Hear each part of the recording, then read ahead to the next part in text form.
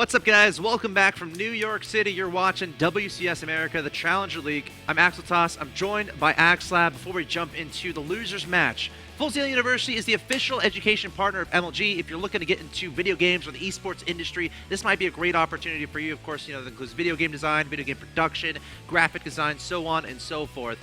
Check out fullsail.edu/MLG. They'll have you fill in some information about yourself, and then they'll send some information back to you, and you can find out if Full Sail is the proper fit for you. Great for those people currently in high school or trying to find the next step in their educational path. But that being said, let's take a look at what's happened so far today. Of course, we had in the first match we had Minigun take out Top fairly convincingly with the 2-0, and then State, of course, taking out Xenocider 2-0. Then they met in the winners match, a very close series, but Minigun eventually taking it 2-1, advancing to, of course, the Premier League, WCS America Season 2. Up next, we got Top versus Xenocider, and the players are in the lobby, so I'm going to ask if they're ready. This is going to be the losers match. The winner of this match will advance on to face State in the decider. That's right, and it's also even if whichever winner ends up losing to State, what's so important is there's a difference between third place and fourth place, because yes, third place gets in guaranteed spot in Challenger Division next season. Fourth place is out entirely. They have to try to they can still try to re-qualify. It'll be qualifiers next season for Challenger Division. Yep. But the third place gets that guaranteed spot in Challenger Division, which is a nice thing to have. All right, guys. First map of this best of three is going to be Belshir Vestige Terran versus Protoss. In the top left-hand location, I present your red Protoss player, representing team Zenith of Origin. He is Top. First fell 0-2 to Minigun in his first match of the evening. His opponent in the bottom right, your blue Terran player, representing team Evil Geniuses, losing to losing to State in the first match. He is Xenocider. Of course, let's see. Xenocider has some really promising moments in the series against State. Just a couple of miscontrols, and things can snowball out of control, especially when you're playing a really good Protoss player like State. So we'll have to see how he adjusts his play here. But again, loser is out of WCS America. The winner will guarantee himself a spot in next season, and will either be in Challenger League or Premier League, based on depending on the results of last series. And Xenocider not going for Command Center first here. Going for the barracks first. And a gas. And I think this is a reaction to his opponent. Well, we haven't seen Top yet in PvT, at least I don't remember seeing this PvT. But one thing we've seen about him is we've yet to see him not do something insanely aggressive. Right. His PvZ, super aggressive Blink Stalker 2-based stuff, or even earlier with gateway units. And his PvPs, he never even built a second Nexus. Well, once when the game was over, he tried to build it. But basically, insanely aggressive player. And as a Terran, if you know you're going up against an aggressive player, the way PvT aggression works, if Terran can identify what aggression, it's much easier to stop it. If you know it's Blink Stalker or Mortal Push or Oracle or whatever it is, it's much easier to get the appropriate defense. And the Reaper is the best way to get that information. Yep, Reaper on the way here from Xenocider. One of the more standard openings in TVP nowadays. Until the Stalker and Mothership Core get out, the Reaper represents all the map control. And they can still be annoying throughout the game. Very, very small unit compared to other units in StarCraft 2, so they can hide under trees and bushes on the sides of the map. And they can try to sneak into their opponent's space as the game goes along. So, Reaper opening also very threatening, as far as if your opponent can't handle it and you add on more, that can be dangerous as well. But Xenocider very standard, going straight into the reactor. Probably going to follow this up with the command center very, very soon. Let's see what you can find out with this Reaper. Oh! Engineering Bay. I love that. And Top didn't get a Zealot. If you don't get a Zealot, the Stalker, of course, doesn't have the same damage output as a Zealot. It takes longer to build. Yep. And the eBay is going to be 99% done, assuming Xenocider, there you go, stops it right before it finishes. And when it's this far done, it's going to take a Stalker a long time to kill that eBay. Oh, and he can't, because he's busy doing it to Reaper. So yeah. If Top wants to expand, he's going to have to wait quite a long time to do so. And Xenocider will know exactly where his opponent's units are, because if the Stalker's attacking the Engineering Bay, guess what? He can sneak his Reaper into his opponent's bay. Oh, and the probe sees it now, and this has got to be disheartening for Top. I mean, he clearly wanted to do a 1-gate expansion with the way he's opened this game, and that eBay is going to take a while to take it on, but the Mushroom Core helps a lot. There goes the Reaper. Oh, now he's going to confirm that there's no secret tech behind us. And he might even be able to get a probe. If he tries. Yeah, he could have gone a probe, but he might have gone... lost the Reaper. Yeah. Is under attack. Once you prioritize getting that guy back in.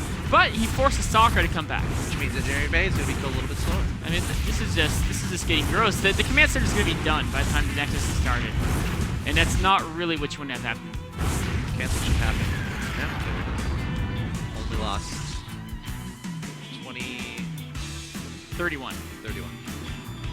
Minerals there. I cheated. I looked at resources lost. Well played. That's one of the trickier ones. 94, 125 minus 94. That's one of the trickier ones. Yes. Can't be tricky. All right. So Xenocider is going to have a slight advantage. Nothing game-ending, obviously. No. But it's there's a mental thing attached to it, right? There is, Mental aspect and of the progress. scouting information is big too. And he gets another lap around the base. Oh.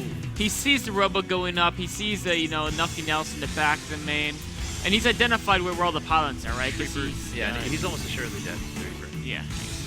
He was worth it though. He did his job well. He, delayed the death of Engineering Bay. Great scouting information. Definitely a well decorated Nice early game. Reaper. A nice early game here from Xenocider so far. Adding on barracks, Engineering Bay +1 is already 70% of them done. No factory yet, so he's really. That's a crazy. He's getting a good amount of resources there. Now goes the factory. He did his first state too. He likes really delaying that factory. Yeah. Which is, it's okay. He's open in such a way that it would be nice to have obviously faster medvacs, but a little bit safer this way, making sure he has plenty of Marines out. Phoenix unable to scout the Engineering Bay from his opponent there, which is relatively important. It's nice to know that's there, so you can know how far along your opponent potentially is on those upgrades. Only seeing 3 barracks in a factory, and +1 armor immediately started here from Xenocider. So in a situation where his opponent doesn't have a forge yet. Or he just started. He just finished. He just finished up a double forge. So not a huge deal. So right now there's an upgrade advantage for Xenocider, but we'll most likely see, unless he starts a second eBay and Armory right now, which is unlikely, just because it's something that I've seen a couple Korean Terrans do it, but it's kind of weird to offset your upgrades where you start one and start different times. It's easier to keep them all synced. And to keep things easier, he's probably going to start eBay and Armory in order to start 2-2 right when the 1 armor finishes. And that's going to finish roughly the same time as the 1-1 from top, so it'll be 1-1 at the same time, both start 2-2 at the same time most likely. So things should be even here. Because his starport is late enough, he won't really be able to get any aggression done while he still has that +1 weapons advantage. Maybe like a drop or something, but nothing that can really give him a big punch in his play. There's an armory, and we should be seeing a second Engineering Bay any moment now. Maybe just going single upgrades. Oh, I guess it's a little bit dangerous, but because again, then you're opening yourself to in a situation where if he gets to late game, you're just be behind upgrades. Right, basically. exactly. Yeah. The advantage of it is, of course, you have a little more resources. So I've seen some Terrans to very go crazy rare. with unit production and medevac. Yeah. They just focus on the attack upgrade, which makes you much weaker against charge lots, actually. If you're worried about Storm, of course, armor doesn't help against that, but against charge lots, it's very useful. If you have a pretty low base damage, each armor is very impactful. It's a lot of gateways. It is. And you know what? He's actually... Charge lot Archon? He's got, it might be a 2-2 timer, although his 2-2 is going to be a little bit after the charge. So it looks like he wants to attack before 2-2. There's 2-2. Just given the way his production is ramping up. He stopped pro production. He's not getting a third. He's definitely really heavily focusing on the 2 base, very heavily charged on Archon production. But he's got to be careful because even though his army is right now very scary. Well, not right now, as soon as charge finishes. Look at this, a little bit of a split attack, but top deals with it perfectly. Yeah. Puts an overcharge expended at the natural, leaving 3 Zealots behind. 1 Zealot going to peel away and chop to death that Marine. And now, Xenocider needs to identify this. He has to identify this is happening. I don't think he's been able to pick up all the clues yet. Of course, what exactly should Xenocider be looking for? The fact there's no third, if he can get a gateway count. Yep. He sees the Zell count, so I think he has a good idea. He's already making Hellbats, which is great against against heavy Zealot composition. And now what he wants to do is he wants to avoid a pitched engagement for the next 2-3 minutes, ideally. But what he wants to do is he wants to keep his opponent on the defensive. So that's why the medevacs are great here. But he doesn't want to give him feedback. Oh, no. Oh, such a fast pullback there. That was... the healing is so important because when you kite back against charge loss, you have to be able to repair the damage Stim does, or else you're going to start losing your units much faster, obviously, without heal. So you cannot let those medevacs get fed back for free. I mean, sure. Ideally, if they want to feedback him, you're going to make sure they have to be feedbacking during the battle, right. Whereas then they have to then make an Archon during the battle, and the Archon's not there at the start of the battle. They feedback him before the battle, all of a sudden they can sell the Archon from the start of the battle as well. Top heading out. Xenocider's in the middle of the map here, a little bit of a dangerous position. Going to pick up a jet out of there, igniting those afterburners, but now he should know exactly what's happening. Oh, he's got to be careful. His units are misrallied. We saw it at first state. 2 Hellbats. Oh, one of them saved. Save him. Gotta get out of Each there. unit is so important here. Gotta pull all of his units and back. And the Hellbats most of all. 3 bunkers immediately placed down. He needs to drop these units out of these medevacs right now. He does. If they're dropping piecemeal... Oh, he's dropping them in front of the Protoss. Gosh. He's got to recollect his forces. He has a nice bunker wall being set up here. Okay, he's gonna back up, stimming up all those units. 2-2 just now finishes here for top. The Zealots going into a choke. A lot of bio units here trying to deal with this in top, trying to muscle his way through. The positioning is just absolutely perfect here for top, though, but is it, or for Xenocider, I should say. And he's just gonna shove this away. I mean, that was a slaughter. It's not even an issue. The Zealots were so clumped. Each Hellbat was hitting like 5 at once there. The Marines were just having a pot shooting there pretty much. Just right. I mean, units lost is pretty important. 3,400 to 2856, and that's great, especially because in this position where the Terran is a third, there's 3 bases. He's okay with even a little bit of a bad trade in that situation as long as he stays alive. It is, yeah, and it's important to note that Top is not going to use upgrades. Of course, because he needs to recoup his. He needs to get a 3rd base, get Storm, and it's so important he's going Storm because he's behind. Yeah. If you're behind as a Protoss, you got to go Templar of one kind or another. And he already has a high Templar archive, so Storm is... And against a Terran Distinction game, Storm is a much better choice than Dark Templar. Yeah. Now can Xenocider... I mean... just overwhelm, right? He has to be careful because his units are hurt, his medevacs are low in energy. If he does take a bad engagement, he could be overrun. But I think he can cancel his opponent's a little bit out of position. I'd take the third out and just run. Yeah. Run for the hills. This is not an army he wants to engage right now. For the hills. Okay, he's running for the hills. One thing that is important to know is he's ahead by 55 food, which is huge, but... Storm can negate that. Yeah, Storm can negate it, and also, 10 of the food is in workers, and another, 20, 30 of the food is needs being rallied across the map. Got about 10 food in that medevac there. Yeah. Oh my god, so low health. Oh, is he going to take this engagement? No, that'd be a big mistake. He only has a very small portion of his army there. Trying to keep his opponent... Oh my god, a medevac getting taken out! He's just kind of lifting up half, ditching the other half, but at least he's got a drop in a natural. But Photon Overcharge actually cleans it up without a problem. Took down the medevac too. He's bleeding away units like crazy now. Can't do that. We also have a little bit of a Zealot counterattack going toward that 3rd base. A couple Zealots trying to head in that direction. And again, High Templar is starting to store up a lot of energy. So a lot of Storms available. Ghost Academy. Dangerous. Oh, but you know what he does? He has 2 reactors building Hellbats. And Hellbats are great against Storm. They're great against Zealots. Missing the drop in the main. Oh, more units being misrallied here in the middle as well, actually. Xenocider just bleeding away unit after unit. He's trying to drop in the main here, but it's not really working. He's spending a lot of time just getting his units on the high ground. And can this be dealt with? Feedback going down onto the medevacs. Meanwhile, we have an attack there into the natural expansion of Top, or of Xenocider. Xenocider has a bunker. They're trying to kite away. There's a Storm. Top has so much stuff here, and Xenocider is in a little bit of a peculiar situation. He's got to retreat to the main. I mean, he's still in a position where he's still okay, but he's lost his advantage. He's got to lift that orbital, keep that alive. The drop in the main was deflected with Photon Overcharge and a few warp-ins. He cannot afford to lose that orbital. Yeah, and he needs to lift it up right now and get it out of there. It's getting lower and lower. He's gonna die! He's gonna lose the orbital.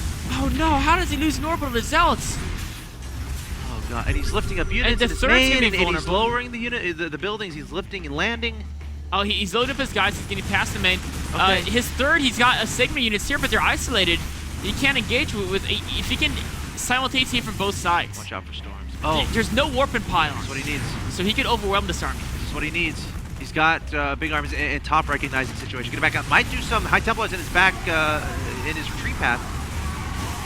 There's a storm. Going to be backing away. The Terran units continue to press forward. We got a little bit of a drop getting cleaned up there in the third. Actually, picking up one Marine. So Xenocider's still being really annoying across the map. And he's gonna hanged on. He's gonna hang on. But losing that natural. Yeah. I still don't think he has a ghost cannon. Does he? Take a look at the structures tab, maybe. Yeah, no, I don't see it there. He does have a lot of units, but you know he's crossing the map, and his units, a lot of them are hurt. They're in a line. They're not all together.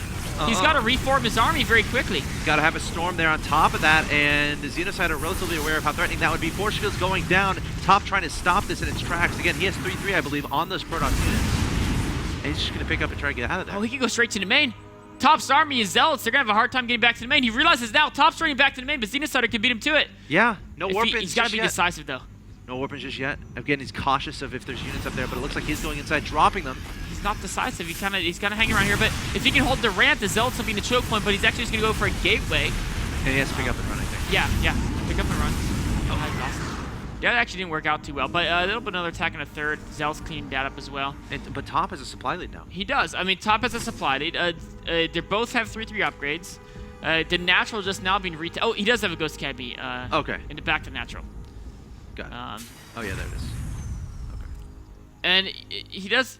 This is a weird situation because I still feel he's in okay shape. Drop it again in the main base of Top. Feedback's going down onto the Medivacs. High Templar getting taken out. Another gateway going to fall. Top going to pull some units back to try to deal with that. And it's funny. The same Medivac with the same Marine inside has continued to go in between the third and the natural, but it's finally going to die. It's finally taken down there at the third. So, I mean, Xenocider has a mobility advantage. Top has more units, and he's got all the storms. But Xenocider has mobility, and he's starting to get the ghosts back in the action. Also, one thing important to note, both players have very late fourth bases. Xenocider because he lost his natural orbital. Yeah. Top just because he's been playing from behind for the vast majority of the game. And what that means is that actually often favors Terran because as their bases mine out, and it gets a very scrappy game, and it's like 400 minerals is a big deal. Mules. Oh, also the orbital. Look at that. Xenocider now has a fourth base without having to build one. He lifted his main. And just flew his main over to the fourth base. So he can easily continue to have the same number of expansions. Wow. Very close game at this point. Very, very scrappy. I think it's a good way to describe it. Both these players very low on the harvesters. Every single unit is going to become so How many ghosts are there? That's what's very important. I think he has a bit. He has a few. Okay, yeah, he's got 3 here, and they're in the front, which could be bad or could be good. Oh, EMPs need to go down onto the Zealots. Top backing Templar. up. High Templar's coming forward. Feedbacking the Ghost. Great feedbacks on the High Templar. Oh, good EMP, though. I think hitting about 3 of the High Templars. Still 2 with a lot of energy. 2 more Ghosts coming forward. Those snipes going down onto the Ghost. Scanning, trying to identify where those High Templars are. He got a very high energy Templar with the 2 snipes there. 3 Ghosts remaining, and that's it. Yeah, those feedbacks were so big there from Top, but he's forced back. You know, the barracks is there really made Top unable to approach that choke point. Gosh. He's circling around. Top feels he has an army advantage right now, but he knows it's not a super late game army. It's all Zealots pretty much. So he wants to try to push his advantage before the Medivacs regenerate energy, before more Medivacs come out, before more Ghosts come out. And he's trying to find an angle where he can engage well. See if he can make it happen. Again, only 3 Ghosts here on the high ground to scan. The Ghosts coming forward, trying to identify those High Templars. The Zealots are coming forward. EMPing, but whipping. Missing the High Templar. The Ghosts are gone. There's a good EMP, but still a lot of High Templar in the back. Wow, look at all the High Templar. Xenocider, he has to be like, oh my god, that's a lot of High Templar. He has no Ghost to deal with this. Meanwhile, we have an attack at the top right, attacking into the third base. Xenocider trying to counterattack, but Top coming forward with his Zealots, with his High Templars. Xenocider desperately splitting up all of his units, trying to soak up the storms, but there's so many High Templars here, a ridiculous amount of storms available. No Ghosts on the field here for Xenocider, and all the bio is going to be shredded apart. Meanwhile, is Top going to be able to deal with this counterattack? The Nexus goes down, but at what cost? Xenocider might be losing this third base. Oh man, Xenocider's army is entirely routed. Yes, he killed a third of Top, but what can he do against his giant? Oh, he lifts orbital this time. Okay. That's important. Lifting the orbital, the bio army still being at the top of the map. High Templars are there. Photon overcharge might be enough to dispel this. And the Medivac's going to back away. If he sends the Medivac to the right side and kills that Nexus, Top will basically not be mining. I think he flew over that too and it was being made. Yeah, if Top needs that Nexus on the right side to get up, because Xenocider can just fly his buildings around, and in the base race, Terran's going to win. Top's army is strong, but he's got to be careful about the potential base race. So many High Templars in this army. This natural expansion is definitely going to go down. And in the main base of Top, there's not a lot of army there from Xenocider, but Top's still having a hard time. Oh, a great storm onto the Medivacs and the bio. Oh, another great storm. And again, he's still very much in his opponent's side of the map, right? Taking down the third, taking down the natural. Only the main remains here for Xenocider and that base he has in the middle, right? A storm going down, blanketing on top of this. Oh my god, all the storms destroying this bio army. The Ghost sneaking back, escaping the bulk of the damage. But Top, he's in a solid position. He's up 109 to 91. However, he's having trouble right side dealing with base. this army. The right side, there's something there on the right side. Oh, he loses his Nexus. That's his only mining base because his natural. Well, okay, he has like 5 curses left in natural. Wait, he only has 1 Nexus left. 23 Harvesters to 16. 23 Harvesters to 16. Top still has not identified that base at the middle right. So Top's in a situation where he thinks his opponent only has his main, and he probably thinks his opponent's main is mined down, which isn't necessarily the case. Again, Xenocider's still making units finally getting. Oh, the Cyber Core. Oh, but Xenocider, he doesn't have Medivacs with these forces. They're all getting cut off and torn to pieces. 2 Medivacs come back. What were they doing? They're there right by the third base. Yeah, they're in between. But they didn't pick up any units. Yeah, they're just chilling up there. I forget this.